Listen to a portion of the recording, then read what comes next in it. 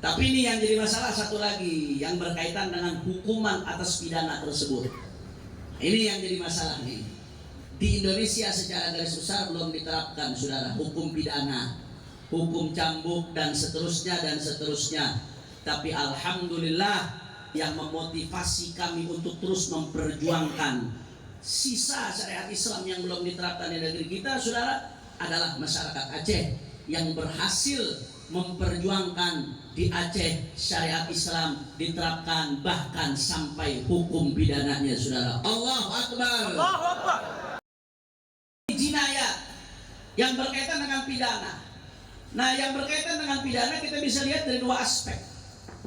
Aspek menganggap sebuah perbuatan itu sebagai sebuah pidana dan aspek hukuman terhadap pidana tersebut, saudara. Nah, kalau bicara menganggap sebuah perbuatan apakah masuk kategori pidana atau tidak, banyak hal-hal yang dalam syariat dianggap pidana, di negeri ini juga dianggap pidana. Saya kasih contoh, mencuri. Di dalam Islam mencuri itu pidana. Di negeri kita mencuri pidana atau bukan? Pidana. Walaupun penegak hukumnya kadang-kadang jadi pencuri, saudara. Hamiha haramiha.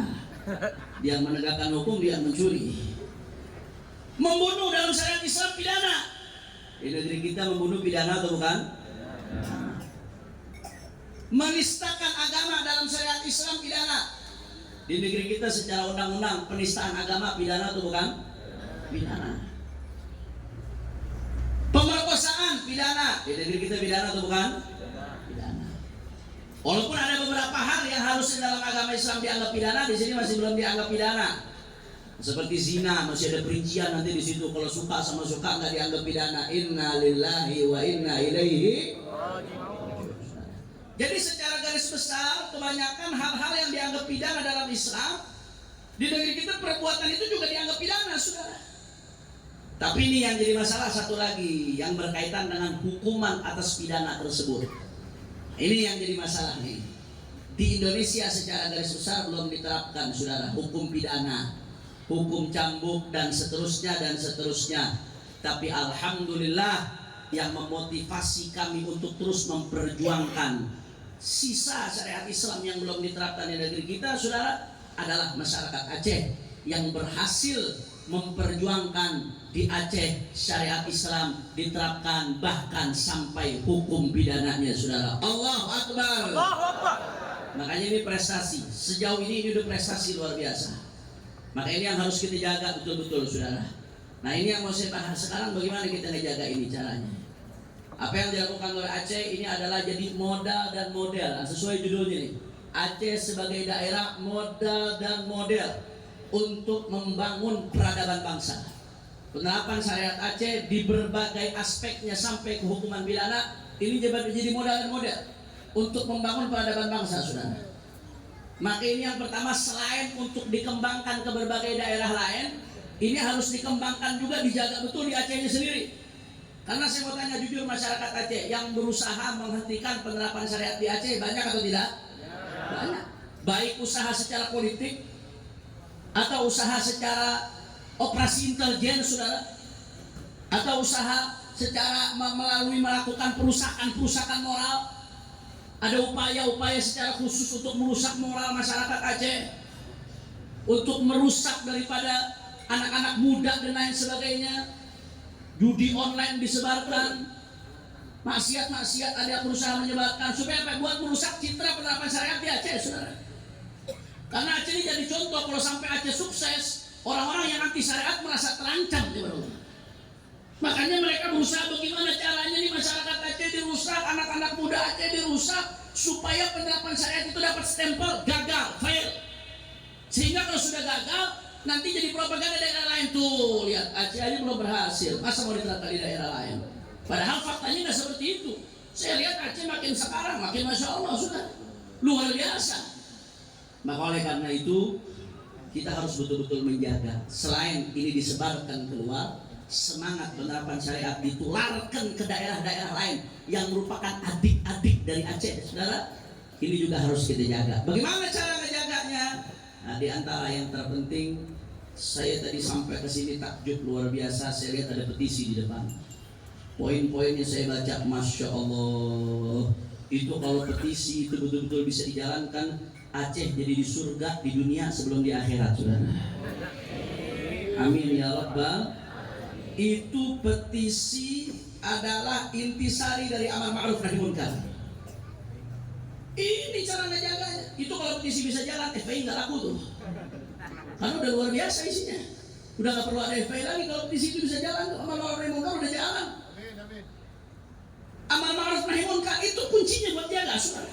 Nah, di sini saya mengutip perkataan Imam Syatibi dalam kitabnya Al-Muwafaqah.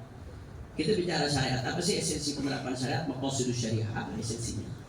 Maqasidus syariah itu esensinya ada 5. Hifdzud din, hifdzun nafs, hifdzul aql, hifdzun nasl, hifdzul mal. Itu ada 5. Esensi dari penerapan syariat, kalau kita tarik syariat min alifihi ila ya'ihi, dari A sampai Z, dari bab toharoh sampai bab etik di akhir kitab daripada fikih, saudara. Kalau kita bicara syariat, maka intisari tujuan daripada syariat itu ada berapa?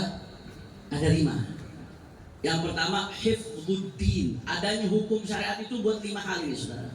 Secara garis besar. Yang pertama hifdzuddin, buat menjaga agama. Makanya kita dianjurkan, diperintahkan untuk dakwah. Bagaimana supaya orang yang di luar Islam masuk Islam mengucapkan asyhadu an la ilaha illallah wa anna muhammadan rasulullah. Itu bagian daripada hifdzuddin. Kemudian mengajarkan orang-orang ilmu agama, ilmu akidah, ilmu syariah, ilmu tasawuf, itu bagian daripada hifdzuddin. Kemudian ada hukuman mati bagi orang yang murtad, apalagi sampai menyebarkan syubhat murtadnya sehingga mempengaruhi orang lain, itu bagian daripada hifdzuddin. Kemudian ketika kita menyebarkan dakwah, mendapatkan rintangan, apalagi sampai diperangi di tengah-tengah dakwahnya, saudara, lalu disyariatkan jihad fisabilillah, itu juga bagian daripada hifdzuddin, menjaga agama. Jadi itu pertama esensi syariat, menjaga agama. Yang kedua esensi daripada syariat, saudara, adalah hifdzun nafas, menjaga jiwa. Makanya yang namanya, saudara, orang kalau sudah dalam keadaan darurat, hukum yang daging yang haram sekalipun bisa jadi halal. Ad-darurat tubihul mahdzurat. Kita di hutan, nggak ada makanan sama sekali, sudah hampir mati, hanya ada babi di depan mata, babi bisa halal, saudara. Hanya untuk saddur ramak, sekedar untuk dia tidak mati. Kenapa? Karena syariat memerintahkan hifdzun nafas, menjaga jiwa. Makanya kita diperintahkan untuk cari nafkah, diperintahkan, saudara, untuk makan, untuk bisa memperlanjutkan kehidupan kita. Itu bagian daripada hifdzun nafas.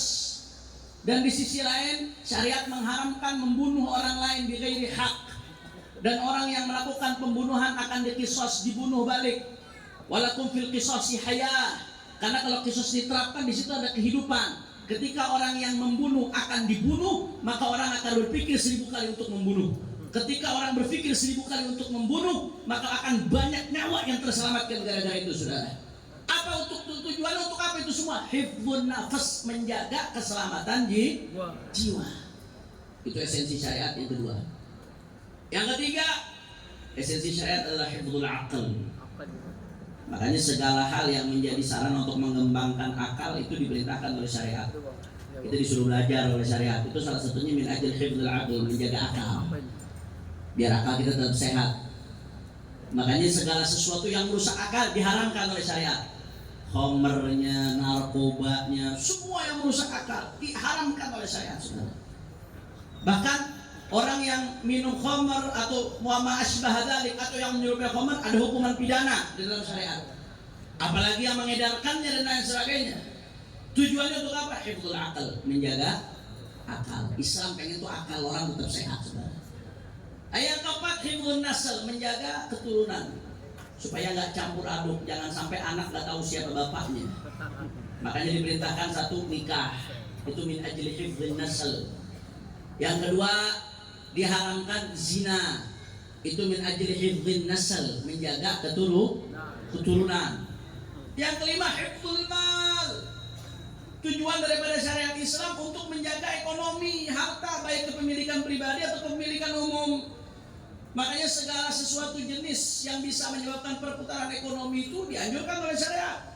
Ada kitabul muamalat, di dalamnya ada P, ada babul riba, ada babul qirat, ada babul qard, dan seterusnya tuh. Itu tujuannya untuk apa? Hifdzul mal, kelestarian harta agar bisa terus berputar itu di atas muka bumi itu dijaga dalam syariat, saudara. Begitu juga segala sesuatu yang mengancam kepemilikan harta orang lain seperti ghasab, mencuri, merampok, diharamkan oleh syariat, ada hukumannya, potong tangan untuk mencuri kalau sampai syarat tertentu, nisab, dan lain sebagainya. Itu diharamkan oleh syariat, ada hukumannya. Tujuannya untuk apa? Hifdzul mal. Kira-kira sampai sini jelas atau tidak? Nah, kenapa saya bahas ini? Esensi daripada syariat tadi ada 5. Hifdzul din, menjaga keselamatan agama. Yang kedua, hifdzul nafas, menjaga keselamatan jiwa. Yang ketiga, hifdzul akal, menjaga keselamatan akal. Yang keempat, hifdzul nasl, menjaga keselamatan keturunan.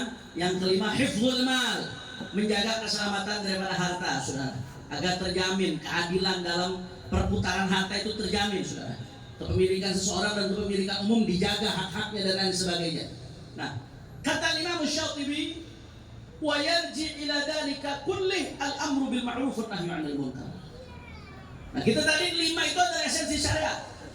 Dan satu-satunya kata Imam Syatibi dalam Al-Muwafaqat yang bisa menjamin keberlangsungan 5 esensi syariat tadi adalah menegakkan amar ma'ruf nahi munkar, saudara. Kalau amar ma'ruf nahi munkar tidak ditegakkan, omong kosong. Kita bicara syariat tanpa amar ma'ruf nahi munkar, siapa yang bisa kawal penerapan syariat? Penerapan syariat bisa dikawal dengan baik hanya dengan menegakkan amar ma'ruf nahi munkar. Makanya luar biasa tuh, saya baca petisi itu, Masya Allah, tabarakallah. Mudah-mudahan itu bisa dijalankan betul-betul, insya Allah. Karena itu petisi adalah ruh dari amar ma'ruf nahi munkar isinya, saudara. Yang dilarang di situ, yang diminta untuk dilarang, dicegah, semuanya hal-hal yang munkarat kebanyakan, yang menyebabkan daripada pelanggaran syariat dan lain sebagainya. Nah, umat ini menjadi mulia bukan karena jumlahnya banyak. Umat ini menjadi mulia bukan karena sumber daya alamnya melimpah. Umat ini menjadi mulia bukan karena bangunannya yang tinggi-tinggi, tapi umat ini menjadi mulia kuntum khaira ummatin ukhrijat linnas ta'muruna bil ma'ruf wa tanhauna 'anil munkar. Kata Allah Ta'ala, kalian menjadi sebaik-baiknya umat. Kenapa? Karena kalian menegakkan amar ma'ruf nahi. Kira-kira sampai sini jelas atau tidak?